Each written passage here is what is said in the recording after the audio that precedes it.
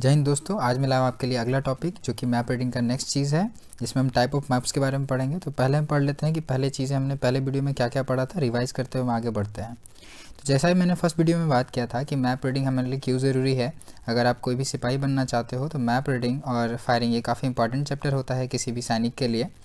और map reading practical भी होता है और इसका थ्योरी भी एग्ज़ाम में पूछा जाता है। जैसा कि मैंने आपको बताया था, प्रैक्टिकल जो होता है वो 20 नंबर का होता है और थ्योरी 30 नंबर का, टोटल 50 नंबर हमारे एग्ज़ाम के लिए आते हैं और ये इसी वजह से काफ़ी ज़्यादा इंपॉर्टेंट टॉपिक बन जाता है। तो अगर मैं मानचित्र की डिफिनीशन की बात करूं, जो कि मैंने पहले भी बता चुका है इसके पहले वीडियो में, कि मानचित्र पृथ्वी की वैसी किसी निश्चित भूभाग का चौरस सतह पर सांकेतिक चिन्हों द्वारा बना हुआ वह चित्र होता है जो किसी निर्धारित मापक भूभाग को उस रूप में प्रदर्शित करते हुए जिस रूप में उस वायुयान के चालक को ऊपर से दिखाई देता है। तो और कुछ नहीं, कोई भी ज़मीन है, अगर हम उसको ज़मीनी भूभाग को एक पेपर पे दर्शाते हैं जो कि एक प्लेन से किसी चालक को दिखाई पड़ता है, वायुयान चालक को दिखाई पड़ता है, उसी तरीके से हम मैप पे उसको रिप्रेजेंट करते हैं, जिसके लिए हम क्या करते हैं, सांकेतिक चिन्हों का इस्तेमाल करते हैं। यहाँ पे सांकेतिक चिन्ह और कुछ नहीं, कन्वेंशनल साइन है। तो जैसे कि मैंने आपको बताया था कि कन्वेंशनल साइन क्या होते हैं, तो कन्वेंशनल साइन के बारे में बात किया था मैंने इसके पिछले वीडियो में, जो कि क्या होते हैं, दो तरह के होते हैं। एक होते हैं सर्वे साइन, एक होता है मिलिट्री साइन। तो सर्वे साइन के बारे में बात किया था मैंने, जैसे कि लोकल होते हैं, जैसे मंदिर हो गया, मस्जिद हो गया, ये सब होते हैं। जैसे कि आप मंदिर की मैं बात करूँ तो वो लोगो जो होता है कुछ इस तरह का होता है, जैसा कि आप यहाँ पे देख सकते हो, है ना। यहाँ पे मैं बात करूँ किला हो गया, ये चीज़ें, किला का लोगो कुछ इस तरीके से होता है। और मैं बात कर सकता हूँ, अगर हम बात करें मिलिट्री साइन के बारे में, तो मिलिट्री साइन मिलिट्री से जुड़ा हुआ चीज़ होता है। जैसे कि एक दशमलव अगर हम देते हैं पॉइंट, ये तो और कुछ नहीं है, ये सेक्शन को दर्शाता है।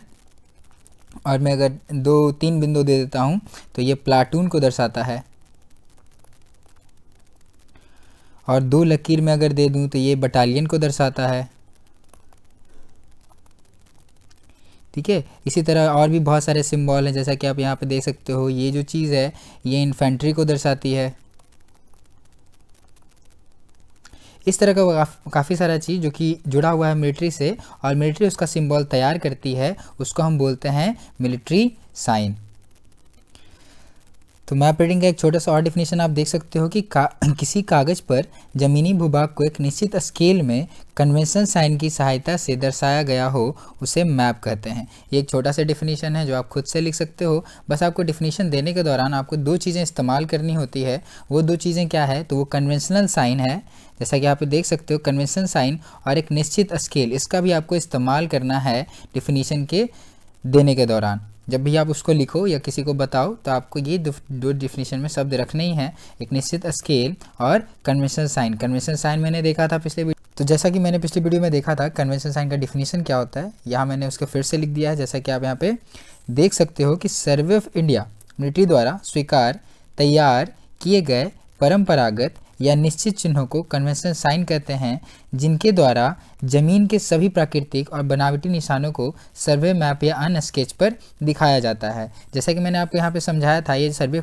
इंडिया जो है इसके लिए स्वीकार शब्द आया है, और यहाँ पे देख सकते हो जो मिलिट्री शब्द है इसके लिए तैयार शब्द आया है, क्योंकि मिलिट्री वाला अपना साइन वो खुद से तैयार करती है, और सर्वे ऑफ इंडिया के द्वारा एक टीम के द्वारा स्वीकार किया जाने वाला कह सकते हो, रिमेंबर रखना पड़ेगा।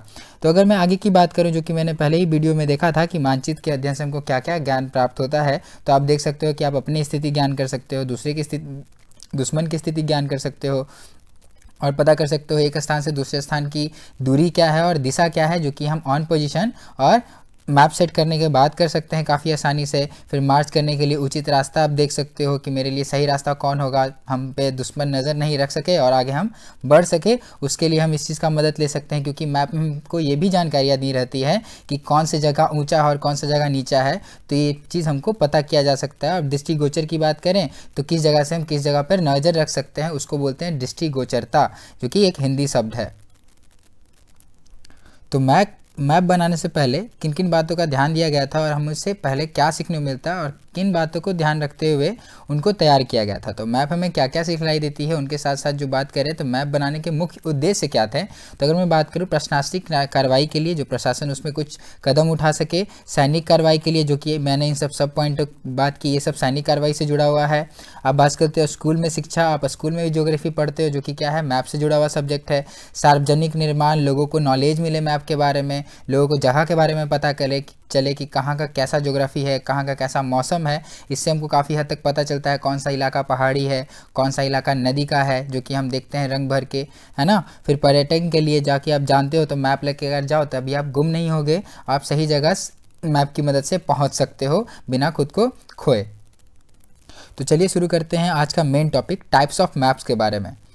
तो आज का मेन टॉपिक यही है जो कि मैं स्टार्ट करने वाला था। इनकी सारी पहली जो बातें हैं मैं उसके पहले वीडियो में कर चुका हूं, लेकिन ये जो टॉपिक है ये नया है इस वीडियो के लिए। तो मैं कहना चाहूँगा कि यहाँ पे हम किन किन बातों के बारे में बात करने वाले हैं। तो बेसिकली हम सारे टाइप्स ऑफ मैप के बारे में सीखें। आप देख सकते हो कि मैप का अगर मैं बात करूँ टाइप्स ऑफ मैप के बारे में, तो मैप चाहे प्रशासनिक कार्रवाई, सैनिक कार्रवाई, यातायात या संचार के हो, सभी प्रकार के मैपों को वर्गीकरण दो आकार पर किया गया। यहाँ पे बेसिकली दो आधार पर किया गया। तो ये आधार कौन से हैं? अगर मैं आधार की बात करूँ तो आपका बेसिस बदलता है, तो आप चीज़ों को अलग अलग तरीके से बांट सकते हो। तो यहाँ पे स्केल को ध्यान में रखते हुए बांटा गया है मैप को, मतलब कितना बड़ा मैप रहेगा, हम उसमें कितनी बड़ी जगह को उसमें दर्शा सकते हैं, और एक उद्देश्य के आधार पर, मतलब उसको किस पर्पस से उसको बनाया जा रहा है, और उसी के हिसाब से उसमें डाटा दिया जाएगा। तो यही दो बेसिस है मैप को बांटने का। पहला बेसिस क्या था? स्केल के आधार पे, दूसरा है पर्पस के आधार पे। तो अगर मैं बात करूं पहला स्केल के आधार पे इसके 3 प्रकार हैं। जैसा कि मैं कहना चाहूँगा कि स्मॉल स्केल अब क्या होता है भाई? तो स्मॉल स्केल असल में क्या है? स्मॉल है, लेकिन इसका अगर मैं बात करूं तो ये काफ़ी बड़े जगह को दर्शाता है, क्योंकि इसका 1 सेंटीमीटर जो होता है वो 5 लाख सेंटीमीटर या उससे ऊपर डिटेल दिखाता है। तो आप समझ सकते हो ये काफ़ी बड़े एरिया के लिए इस्तेमाल किया जाता है, जिसमें 1 centimetre is equal to 5 lakh centimetre रखा जाता है, जैसा कि आप यहाँ पे देख सकते हो। वही मैं अगर बात करूं मीडियम स्केल के बारे में, तो यहाँ पे 1 सेंटीमीटर बराबर 1 लाख से 5 लाख के बीच रखा जाता है। और मैं बिग स्केल की बात करूं तो यहाँ पे क्या चीज़ है? ये इसमें 1 सेंटीमीटर बराबर 1 लाख सेंटीमीटर या उससे कम रखा जाता है। तो इसमें इस चीज़ में मैं बात करूँ इसको स्मॉल स्केल में, तो असल में ये स्मॉल स्केल है, लेकिन इसमें बहुत बड़े जगह को दर्शाया जाता है। मीडियम स्केल है, लेकिन इसमें क्या होता है? तो इसमें आप अच्छे खासे डिटेल के साथ देख सकते हो चीज़ों को। यहाँ पे बिग स्केल है, तो आप देख सकते हो यहाँ पे 1 सेंटीमीटर में 1 लाख से कम जगह को दर्शाया गया है, तो उसमें आपको ज़्यादा डिटेल देखने को मिल सकता है इस तरह के स्केल के मैप में। तो जितनी आप बड़े स्केल में पहुँचोगे उतना आपको डिटेलिंग ज़्यादा मिलेगा, और जितने आप स्मॉल स्केल में रहोगे उस मैप का डिटेल उतना ही कम रहेगा, क्योंकि उसमें ज़्यादा एरिया को दर्शाया गया है कम से कम जगह में।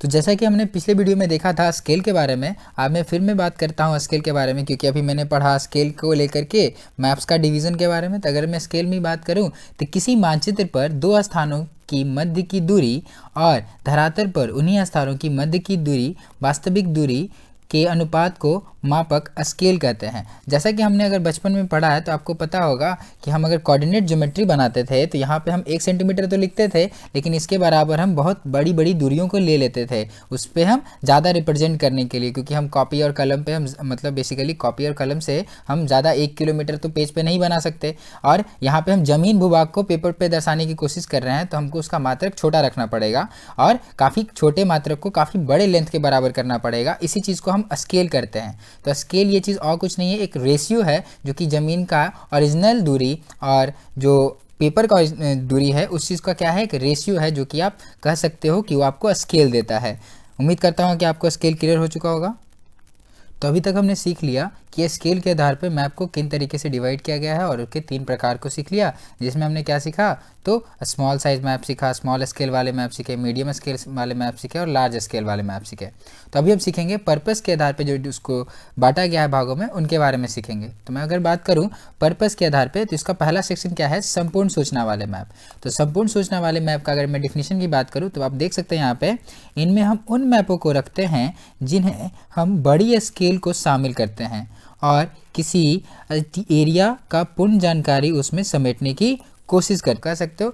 इसमें बड़े एरिया की मैं बात करूँ तो यहाँ पे क्या था? बड़े स्केल वाले मैप में वहाँ पे 1 सेंटीमीटर बराबर 1 लाख या उससे कम रखा जाता था, लेस देन 1 लाख। तो आप देख सकते हो यहाँ पे अगर 1 लाख से हम कम रखें तो वहाँ पे हम काफ़ी ज़्यादा डिटेल को उस मैप में दर्शा सकते हैं। 1 लाख से कम सेंटीमीटर को अगर 1 सेंटीमीटर में हम दर्शाएं तो ये और कोई मैप नहीं है, ये क्या है, कौन सा मैप है, तो ये लार्ज स्केल वाला मैप है जिसमें हम क्या बोलते हैं, तो संपूर्ण सूचना वाले मैप बोलते हैं इसमें। और संपूर्ण सूचना वाले मैप इसलिए बोलते हैं क्योंकि इसमें काफ़ी ज़्यादा जानकारी आ पाती है, क्योंकि इसका स्केल क्या होता है, काफ़ी बड़ा होता है।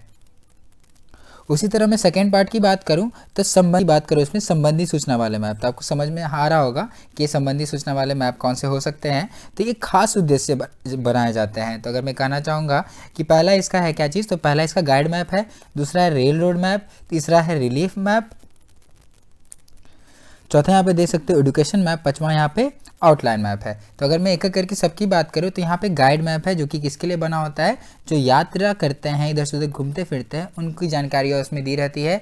रेल रोड मैप, इसमें मुझे नहीं लगता कि आपको कुछ बताने की ज़रूरत है, ये नाम से ही पता चल रहा है कि रेल और रोड की जानकारियाँ देगा आपको। रिलीफ मैप, अगर मैं इसके बारे में बात करूँ तो अगर आप उस डिफेंस से जुड़े हुए हो तो आपने लक्ष्य मूवी तो ज़रूर देखी होगी और भी काफ़ी सारी डिफेंस से जुड़ी मूवी देखी होगी। तो जब भी युद्ध होता है उस दौरान एक मैप रखा जाता है उस एरिया का, जो कि क्या होता है, जहाँ पे लोग लड़ने के लिए जा रहे होते हैं। तो एक जो मैप होता है असल में वो क्या होता है, सॉलिड मैप होता है। तो मैं इसका डिफिनीशन की मैं अगर बात करूँ तो अगर क्या है, यह मैप ठोस पदार्थ के ऊपर बनाया जाता है जो किसी एरिया विशेष जमीन बनावट को सही तरीके से दिखाया जाता है। जैसे सैंड मॉडल मैप जो आर्म फोर्सेस में फॉर्मिंग के लिए इस्तेमाल किया जाता है, सॉरी ब्रीफिंग के लिए इस्तेमाल किया जाता है।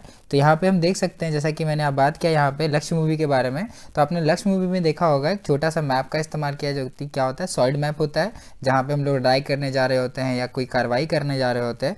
तो उसमें छोटी छोटी जानकारियों का भी ध्यान रखा जाता है, जैसे कि पत्थर हो गए, कहाँ पे हम कवर ले सकते हैं, कहाँ पे पेड़ पौधे हैं, उन सब चीज़ों को भी वहाँ दर्शाया जाता है। उस ज़मीनी भूभाग में छोटी छोटी बारीकियों को भी दर्शाया जाता है। इसलिए हम सॉलिड मैप का इस्तेमाल करते हैं ब्रीफिंग के लिए, लोगों को समझाने के लिए, तो किस रास्ते से हम आगे बढ़ेंगे, कहाँ पे हम स्टे करेंगे, कहाँ पे हम कवर ले सकते हैं, इन सब बातों को समझने के लिए हमको सॉलिड मैप का ज़रूरत पड़ता है, जो कि काफ़ी हमको रिलीफ देता है किस चीज़ से, चीज़ों को समझने में। तो इस तरीके से आप समझ सकते हो कि इसको रिलीफ मैप क्यों बोला गया, क्योंकि काफ़ी ज़्यादा डिटेल के साथ होता है, काफ़ी बारीकियों के साथ होता है, जो कि सैन्य बल को मदद करता है अपनी कार्रवाई को अच्छे से करने में।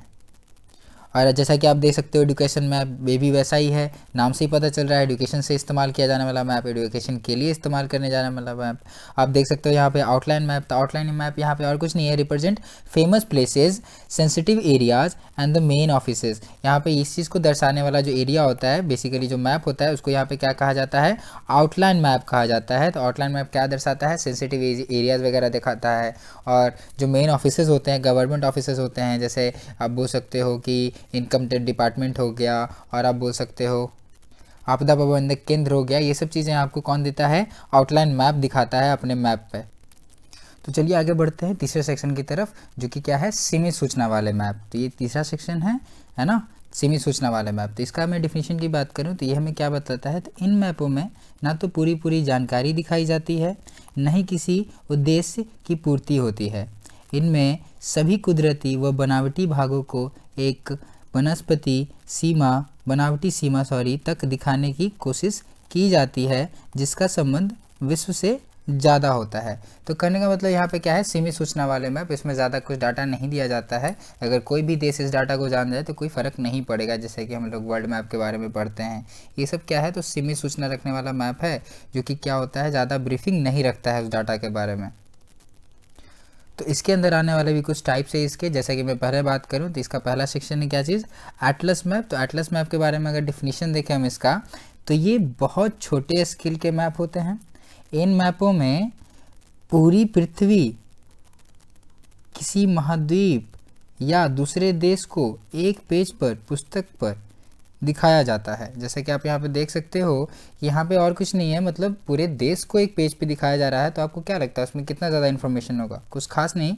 जैसे कि यहाँ पे एग्जाम्पल के तौर पे लिखा हुआ है कि आप देख सकते हो यहाँ पे नदी हो गए, पर्वत हो गए, है ना, बड़े शहरों, एक स्थान दिखाया जाता है। जैसे कि आप यहाँ पे देख सकते हो कि बड़े बड़े स्थान हो गए, स्टेट हो गए, वो सब चीज़ें यहाँ पे दिखाई जा सकती हैं। ज़्यादा डिटेल यहाँ पे नहीं दिखाया जा सकता, क्योंकि ये क्या है, छोटे स्केल वाले मैप है। जैसा कि आप जानते हो छोटे स्केल में क्या होता है, तो 1 सेंटीमीटर बराबर 5 लाख सेंटीमीटर या उससे ज़्यादा रखा जाता है। तो इसके कारण हम कम से कम डिटेल इसमें रख पाते हैं। और जैसा कि इसमें बताया भी गया, एक ही पेज पे हम क्या कर सकते हैं, पूरे दुनिया को हम उतार सकते हैं। तो हम ज़्यादा इन्फॉर्मेशन बेसिकली नहीं दे पाएंगे उस चीज़ के लिए।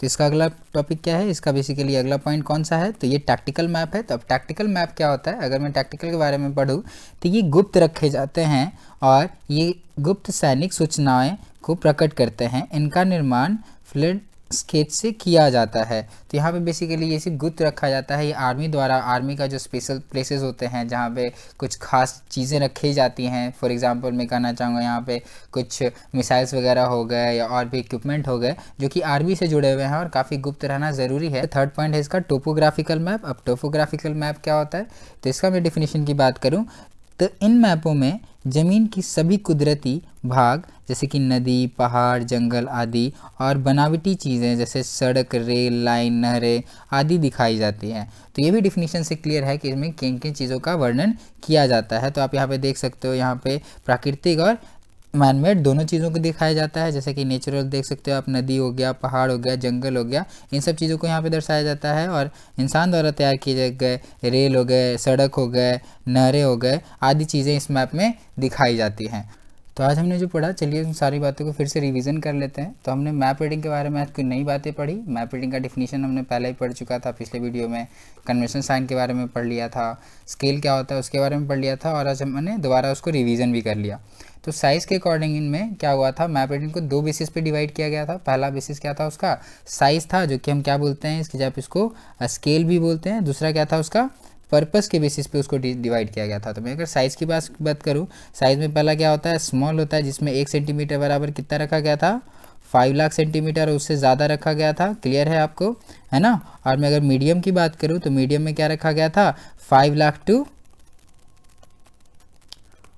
1 लाख, इसमें 1 सेंटीमीटर बराबर 5 लाख या उससे, है ना, 1 लाख के बीच रखे गए थे। और मैं अगर बात करूँ लार्ज स्केल में, तो लार्ज स्केल में क्या रखा गया था, लेस देन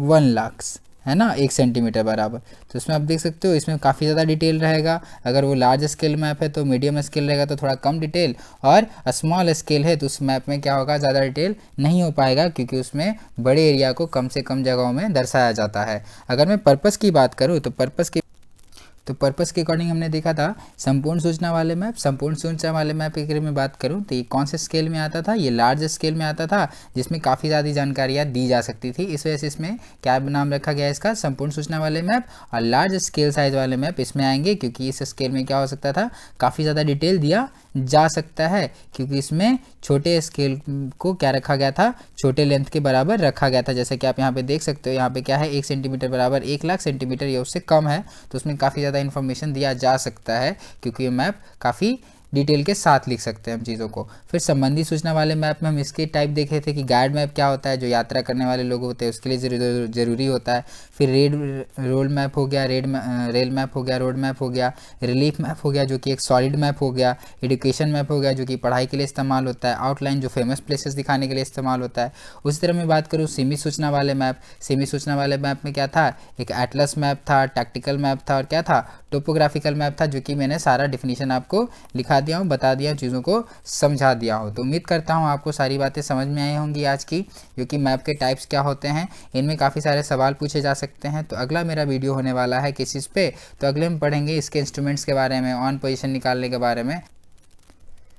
तो उम्मीद करता हूँ आपको ये मेरा लेक्चर अच्छा लगा होगा, चीज़ें समझ में आई होंगी कि मैप रीडिंग क्या है और मैप को किन तरीके से डिवाइड किया गया है और सब में क्या क्या इन्फॉर्मेशन दिया रहता है। तो जय हिंद दोस्तों, फिर हम मुलाकात होगी आपसे अगले वीडियो में, जिनमें मैं लाने वाला हूँ कि मैप रीडिंग में कौन कौन से इंस्ट्रूमेंट इस्तेमाल किए जाते हैं और उसमें कैसे फॉरवर्ड बेयरिंग निकाला जाता है, बैकवर्ड बेयरिंग निकाला जाता है। मैं इसकी सब के बारे में बात करूँगा, मैप सेट करने के लिए बात करूँगा, ऑन पोजीशन के बारे में बात करूँगा। तो फिर मुलाकात होगी, जय हिंद।